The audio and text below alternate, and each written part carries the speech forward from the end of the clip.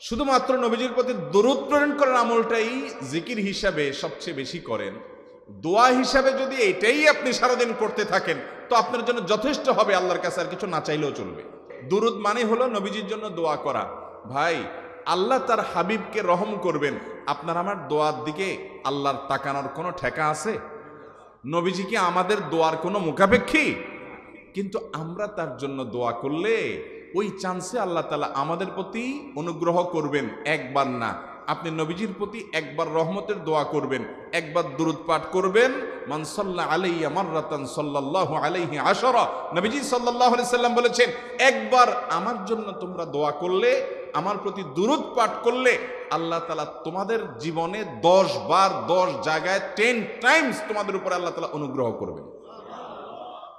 আপনি টেরও পাবেন না কত জায়গায় আল্লাহ অনুগ্রহ করেছেন। আল্লাহ বাঁচাই দিয়েছেন, একটুর জন্য শেষ হয়ে যান নাই। ওই যে দুরূদ